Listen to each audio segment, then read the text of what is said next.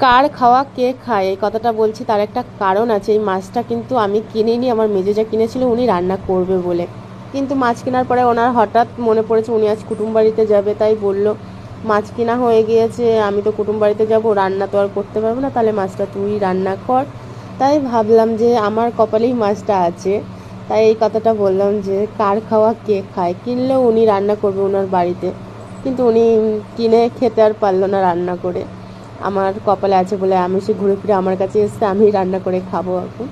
আর এই মাছটা এখন কী দিয়ে রান্না করা যায় তাহলে চলো সেই সবজিগুলো কেটে নিই। এইদিকে আমি কেটে নিয়েছি আলু, নজনের ডাঁটা, টমেটো আর বেগুন, মাছ দিয়ে ঝোল করব। এইদিকে আলুটা ভাজতে বসিয়ে দিয়েছি কালো জিরে শুকনো লঙ্কা ফোড়ন দিয়ে। আলু ভাজতে ভাজতে আমি মশলাটা করে নিই। তাহলে চলো, আমি শুকনো লঙ্কা জিরে আর সর্ষে নিয়েছি মাছের ঝোলে দেওয়ার জন্য। মশলাটা করে আলুর মধ্যে হালকা একটু হলুদ দিয়ে নাড়াচাড়া দিয়ে যে মশলাটা করে নিয়েছি সেটা দিয়ে ভালো করে কষিয়ে জল তুলে দিয়েছি। জলটা ফুটে যাওয়ার পরে নজনের ডাঁটা, বেগুন আর টমেটো তুলে দিয়েছি। তারপর ভালো করে সিদ্ধ হয়ে যাওয়ার পরে মাছ দিয়ে ভালো করে ফুটিয়ে লাভিয়ে নিয়েছি। আর এইদিকে দেখো আমার তরকারিটা হয়ে গেছে। কেমন